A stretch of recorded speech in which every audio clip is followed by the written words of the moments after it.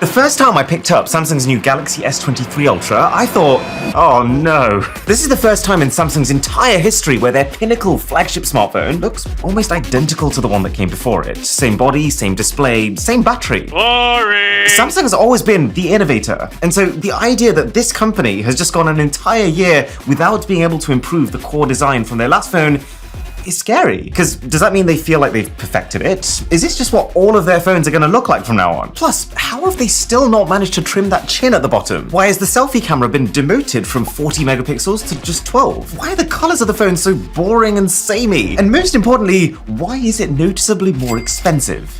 But now that I've had some time to think about it, I've calmed down. And I've learned a few important details about this phone that have turned my fear and my disappointment into genuine excitement. The Galaxy S23 Ultra is worth your attention, and these are the 10 reasons why.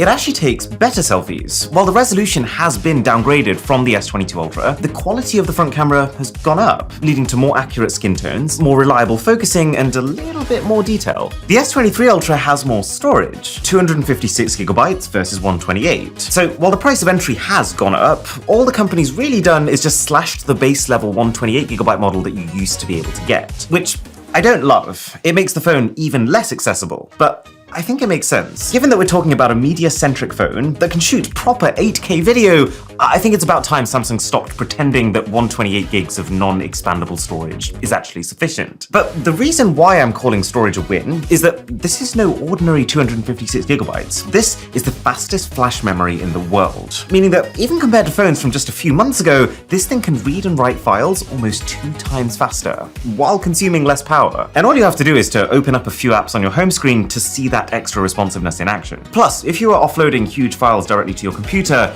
you would feel it there too. Now, Samsung's also upgraded the speakers, which I think is quite important because this is something they haven't really touched since 2018 with the Galaxy Note 9. They used to be top of the game. Samsung used to have some of the best speakers that you could get on a phone. And so I'm excited that they're trying to reclaim the reputation they once had. They bumped up the volume, but what I think you'll notice more is the bass, the fullness. It's almost surprising. You don't expect this amount of it to come out of a package so tiny.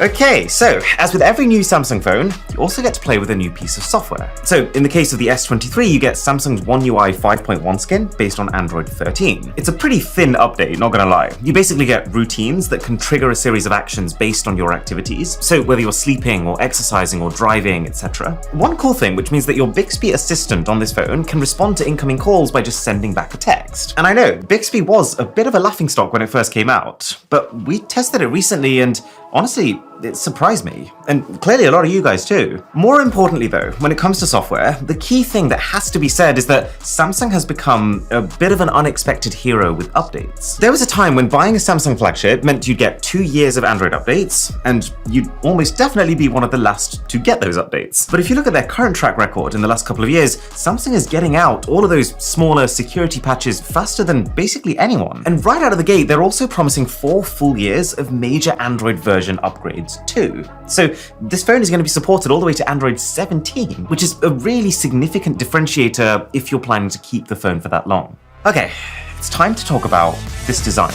And I know, my first impression was to cry myself to sleep. I just think it's really good when companies try new things. And historically, if you could rely on any company to do that, that would be Samsung. But having taken a step back and really thought about it, the similarity may not be the worst thing. I mean, for starters, no one's upgrading their phone every single year anymore. So this is still going to feel new for someone upgrading from a 2 to 3 to 4-year-old Samsung phone. Plus, I've tested a lot of phones where from the outside, they look like complete generational leaps from their predecessors. But then you use them and you almost feel cheated because they're pretty much the exact same thing, just in a new set of clothes. So this phone looking similar to the last might actually help prevent that feeling and people feeling like they need to buy something that they definitely don't need. But I think the most important thing, and probably the real reason that Samsung's kept the design language the same, is to let their other phones catch up. Last year's S22s were a bit kooky. You had the S22 Ultra, which split the cameras into multiple individual modules like this, and then the S22 and S22 Plus, which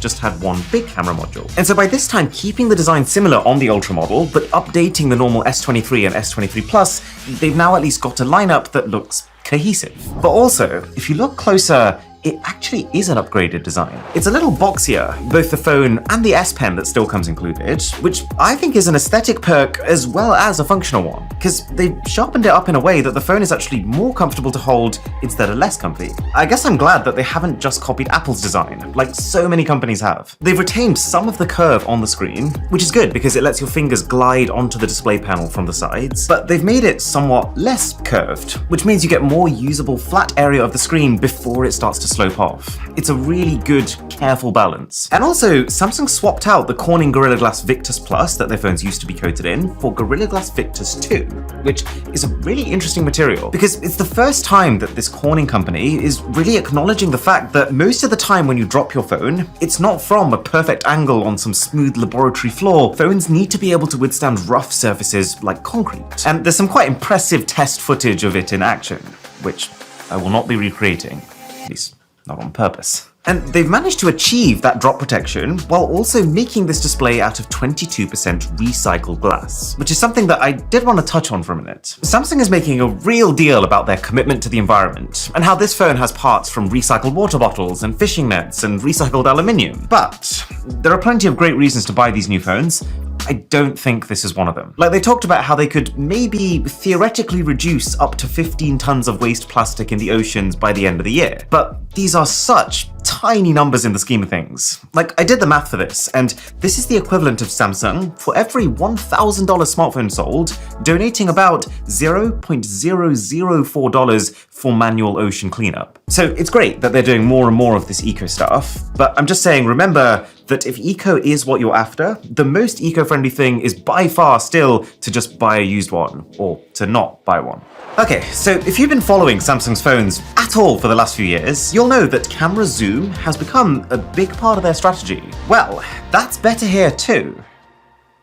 Sort of. So if you look at the spec sheet, you won't see a difference at all. The S23 Ultra's got the same combination of a 3x optical zoom camera and a 10x optical zoom camera, and the same max range as last time of 100x total zoom. But what I was told is that thanks to the new processor in this phone, more on that in a minute, it'll be able to use powerful AI to still majorly step up the end quality of these zoom shots. So I tried it, and I was surprised to see that, if anything, my S22 Ultra was actually getting slightly sharper results. So I tried it again. Same thing. I even looped in a Samsung employee, thinking I was doing something wrong, and we ended up in this kind of hilarious, kind of concerning situation where he sort of agreed that my S22 Ultra shot did look better. So if what you'd be wanting to do is randomly zooming into objects and buildings hundreds of meters away, I don't think the S23 Ultra is going to do much more than the S22 Ultra. But then we tested it on people, and the difference was absolutely enormous. I'm imagining this is where the AI in the new chip is doing its most work. But I will test this properly in a camera test coming soon. So if you do want to see a 100x zoom shot up Milo's nostrils, then a sub to the channel would be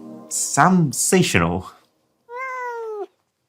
Now this leads us to the elephant in the room. What I imagine will become the entire tagline of the S23 Ultra. It's 200 megapixel main camera. This is a really important jump, but not for the reason you think. See, actually trying to take full 200 megapixel photos from a tiny camera like this is generally going to be a pretty fruitless exercise. Each photo is going to end up as like a 50 megabyte file, but even with that, compared to a proper 200 megapixel camera that would look something more like this, you just can't get enough light into a mini phone one to fill that 200 megapixels of resolution with real detail. The actual perk of this sensor comes into play with something called pixel binning. There's a good chance you've heard of it, but it's the idea of individual, smaller, noisier pixels being grouped together and collating all of their information into fewer, bigger, cleaner pixels. With the 108 megapixel main camera on the previous S22 Ultra, what Samsung was doing is clumping together pixels into 3x3 grids, which means your end photos have a ninth of the total pixel count, around 12 megapixels or 12 million pixels, but that those are 12 million really clean pixels, because each is made with the information from 9 smaller pixels. And so what's interesting about this new 200 megapixel sensor is that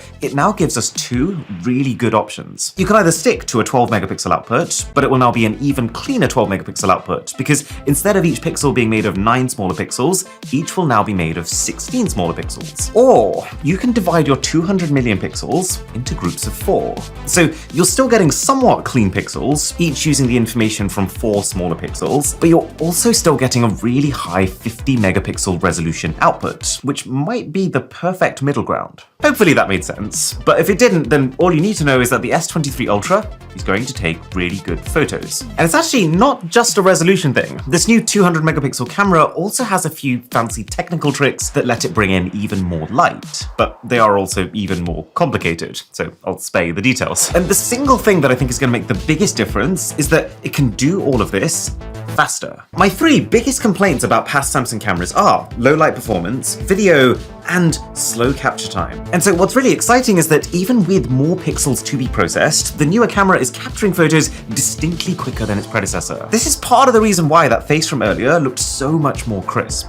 But this is where it starts dialing up. Because as it turns out, Samsung isn't just addressing this one key weakness, but in fact, all three of its past camera's key weaknesses. So you know how this camera can now make these clusters of 16 pixels? The biggest place you're going to notice that is in low light shots. The lower the light, the lower the quality of the information that each individual pixel can pick up, and so the more benefit there is to multiple pixels grouping together. We tried a few side-by-side low light shots, and there is definitely more texture and a little better control over the super bright spots, which is really important for nighttime cityscapes. And so I'm actually gassed to see what's going to happen when you pair that with the new astrophoto mode Samsung's added that optimizes capturing starry skies. Night sky shots are one of my favorite tests to run on any new phone.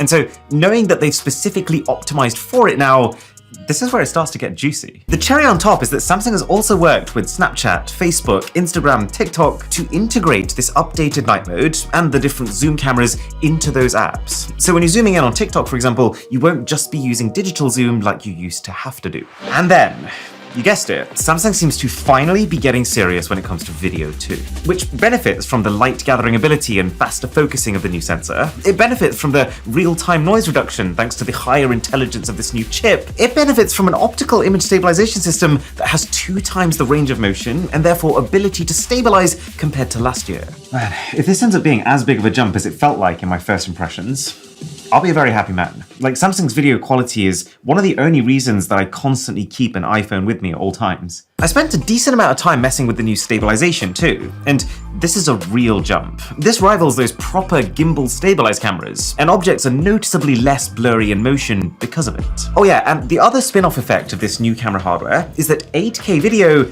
is actually usable now. It used to be capped at the quite janky looking 24 frames per second, and also not able to use the full camera sensor. But now it can run at a smooth 30 frames per second, which is the frame rate that this video is shot at. And because the new sensor is not just better, but also more suited for 8K, it'll finally be able to use the sensor's entire area, leading to a higher quality, less zoomed in video. This feels like the turning point to which many people will start shooting their phone content in 8K. I probably won't, but some definitely will. So what is even more important than all of that? Well, it's this chip I've been referencing the entire video. For the last 10 years, Samsung's been fitting their phones with Snapdragon chips for the US and India, and then their own in-house Exynos chips for Europe and Africa. And it doesn't seem to matter how much they tried or how many times they claimed to have finally fixed it, Exynos was almost always a significantly worse chip in terms of both the battery life and the performance. So, the fact that this time around Samsung has finally ditched Exynos, giving every single S23 purchaser a brand new 2023 Snapdragon 8 Gen 2 chip means that I can finally rest in peace. What? Rest in peace, die. Yeah.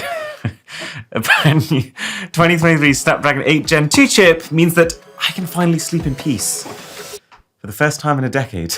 To check out the 10 gadgets that I actually use every single day of my life, that video's here. I will see you there.